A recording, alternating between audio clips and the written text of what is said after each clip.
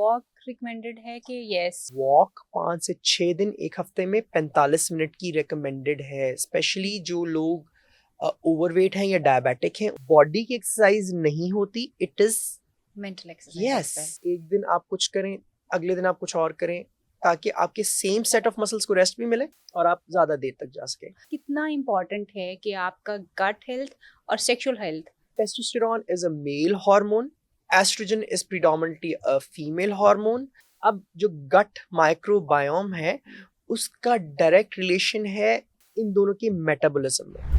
कितने घंटे आम तौर पे सोने से पहले डू यू थिंक सो कि हमें खाना पीना खत्म कर लेना चाहिए? The ideal thing as gastroenterologist. I would like to rephrase it as well. Okay, ठीक है। हमें कितने घंटे पहले रात के लेटने से हाँ। कितने घंटे पहले खाना खाना चाहिए? हाँ, बिकॉज सोने से ज्यादा लेटने का ताल्लुक है। हाँ, अब आपने अगर बिल्कुल फ्लैट लेटे हुए हैं तो ऑफ कोर्स प्रेशर पड़ता है, ऊपर खाना आता है। लोग कहते हैं कि हम सोए तो सर खाने के 3-4 घंटे बाद थे, लेकिन खाना खाते ही ना बिस्तर पे लेटे लेटी खाना खाए और लेटे लेटी सो गए। ओह यस, ठीक वेरी है। Common. So I would say कि खाना लेटने से 3 घंटे पहले आपने खाना है, ताकि जो भी खाना है वो आगे की तरफ निकल जाए और आपका जो स्टमक है, जो मैदा है, वो उस वक्त तक उसमें सिर्फ इतना ही फूड हो कि आप आराम से लेटें भी तो वो ऊपर ना आए। ओके, यानी 3 से 4 घंटे पहले। और कोई वॉक रिकमेंडेड है कि यस डू इट और नॉट? एवरी पर्सन, हर बंदे की आपकी 30 मिनट्स 35 मिनट्स एक्सरसाइज 3 दिन या 4 दिन एक हफ्ते के, या फिर वॉक 5 से 6 दिन एक हफ्ते में 45 मिनट की रिकमेंडेड है। स्पेशली जो लोग ओवरवेट हैं या डायबिटिक हैं उनके लिए तो रिकमेंडेशंस लिखी हुई है ये। ठीक है। क्योंकि और अगेन ये भी एक जनरल कॉन्सेप्ट है। पीपल कम टू मी कि भाई हम तो सारा दिन चलते रहते हैं। हाँ जी, ये बहुत कॉमन है। हाँ ये जी, मुझे भी क्लाइंट्स कहते हैं हम तो सारा दिन, हम तो सारा दिन वेरी चलते एक्टिव हैं। लाइफस्टाइल। हाँ भाई बात ये है कि अगर आपके दिमाग ने उस टाइम पीरियड को रिकग्नाइज नहीं किया कि ये आपका एक्सरसाइजिंग टाइम पीरियड है, तो आपकी बॉडी पे इफेक्ट्स नहीं आएंगे। ठीक हो गया। सो एक्सरसाइज सिर्फ बॉडी की एक्सरसाइज नहीं होती, it is mental exercise. Yes. Do you exercise doctor? I do very exercise. Personal सवाल। I do. I do a lot of things. मतलब I just do. I would love to know that because this would be motivation for people कि वो लोग जो कि health professionals हैं, how they are looking after themselves. जो मेरी genetics हैं, मेरी जेनेटिक्स बहुत इस तरह से हैं कि मैं अगर कुछ नहीं करता तो I gain weight very quickly. Okay. So I have to do something. अब मुझे बहुत जल्दी रिकग्नाइज हो गया कि मैं एक काम लगातार नहीं कर सकता। मैं रोजाना वो उसी रूटीन के साथ जिम नहीं कर सकता, तो मैंने उसको डिवाइड कर दिया चीजों में। So sometimes I swim, sometimes I go to the gym. बीच में I do nets, cricket, hardball nets. फिर I do badminton sometimes. Padel, बीच में कुछ अर्सा पैडल हम लोग खेलते रहे। अब ये सारी चीज़ों का मकसद ये नहीं था कि हम लोगों को हमने कोई इंटरनेशनल लेवल पे जाके खेलना है। इसका मकसद ये है कि आपका जो एक्सरसाइज का टाइम पीरियड हो वो आपका ऐसा हो कि आप उसको इंजॉय कर सकें और आप रोज कर सकें। सो मुझे जो सबसे इफेक्टिव चीज़ लगी है वो ये है कि भाई एक दिन आप कुछ करें, अगले दिन आप कुछ और करें, ताकि आपके सेम सेट ऑफ मसल्स को रेस्ट भी मिले और आप ज्यादा देर तक जा सके। Very good. और खाना पीना कैसा है आपका? How is your eating habits? My eating habits are bad. Simple We all are like this. लेकिन उसमें ज्यादा रोल इस बात का है कि जो मेरा लाइफस्टाइल है वो दैट इज वेरी बिजी। मुझे नहीं पता होता कि किस वक्त मुझे कोई कॉल आ जाए कि इमरजेंसी, रीच द हॉस्पिटल। मैं कोशिश मेरी यही होती है कि मैं एक रूटीन पे चलूं, लेकिन डिपेंड्स के पेशेंट्स, डिपेंड्स के काम उस हिसाब से मुझे थोड़ा सा मैनेज करना पड़ता है. बट आई बिलीव कि आप जब भी खाते होंगे वो हेल्दी ही होगा, या इट्स जस्ट कि what is coming to you you are having it? No, this is something very very important कि जब आप कुछ खा रहे हैं आप उसी में हेल्दी चीजें make healthy choices. yes. So if you're in a hotel and you're sitting और अगर आपने कुछ ऑर्डर करना है, आपके पास उधर चाइनीज का भी ऑप्शन होगा, आपके पास उधर स्टेक्स का भी ऑप्शन होगा, तो go with a steak rather than Chinese.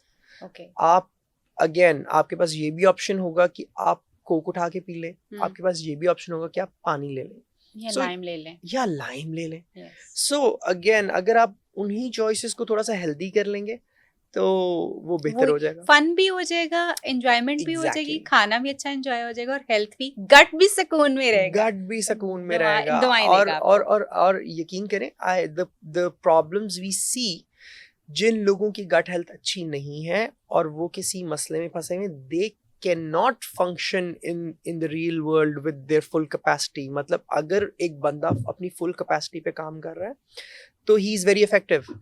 एक बंदा ये सोच रहा है कि यार मैं कहीं जा रहा हूँ, मुझे गैस हो रही है, मैं जा रहा हूँ, मुझे गट के मसाइल हो रहे हैं, तो they can not function with the full capacity. So मेरा जो सवाल है, मैं जो चाहता हूँ कि अगर एक बंदा इस दुनिया में काम कर रहा है, कोई भी काम करने निकला है, तो अपनी फुल कैपेसिटी पे काम करे, चाहे वो 6 घंटे करता है, चाहे वो 8 घंटे करता है, that's their call. Okay, thank you so much for giving us a tour to your own life.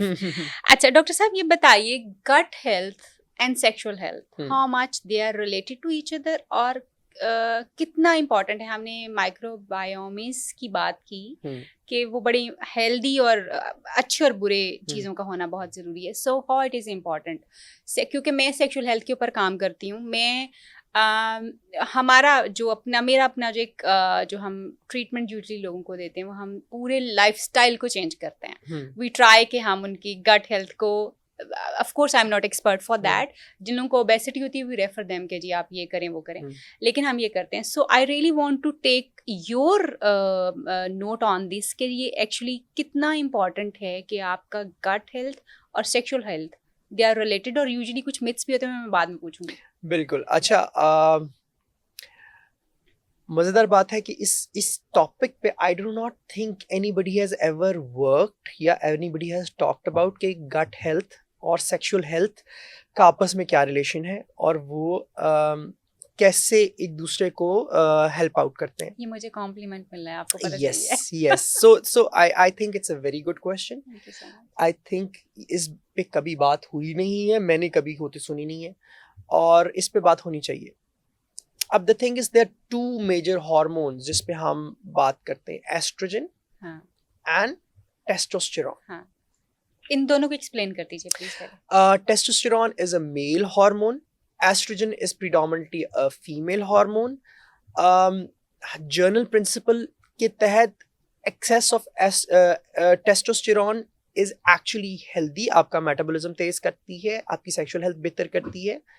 Access of oestrogen in males and females are both bad, क्योंकि एस्ट्रोजन एक लेवल तक ठीक है फीमेल्स में, उसके बाद मसाइल शुरू कर देता है, और मेल्स में अगर एस्ट्रोजन प्रोडक्शन इंक्रीज हो जाती है तो वो टेस्टोस्टेरोन सिक्रीशन डिक्रीज हो जाती है और वो उनकी सेक्सुअल हेल्थ को भी खराब कर देता है. अब जो गट माइक्रोबायोम है उसका डायरेक्ट रिलेशन है इन दोनों के मेटाबॉलिज्म में. यानी आप जो कह रहे हैं वो ये है कि टेस्टोस्टेरोन और ईस्ट्रोजन जो कि बेसिक सेक्सुअल हार्मोन्स हैं, उनमें गट हेल्थ में पैदा होने वाले जो माइक्रोबायोम्स जो हैं, जो बैक्टीरियाज हैं बेसिकली अच्छे और बुरे, उनका डायरेक्ट रिलेशनशिप है. जी. There is a thing known as estrogen dominance. Okay. Estrogen dominance का मतलब होता है कि एस्ट्रोजन सिक्रीशन इंक्रीज हो गई है और टेस्टोस्टेरोन सिक्रीशन डिक्रीज हो गई है.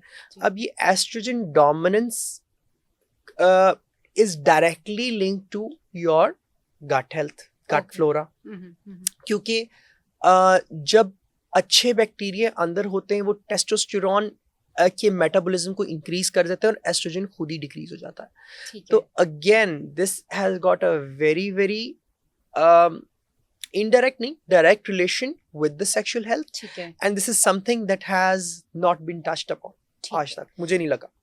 थैंक यू सो मच कि आपने ये एक्नॉलेजमेंट है मेरे लिए भी कि at least we are talking about it, and thank you so much for discussing, because ये सवाल भी बंदा कहीं कहीं पूछ सकता है, ये हर जगह पूछे नहीं जा सकते कि क्या क्योंकि आपको उस बंदे के टेम्परामेंट का नहीं पता होता कि क्या जवाब देगा, या जवाब दे भी सकेगा कि नहीं दे सकेगा, because for even professional this is a no go.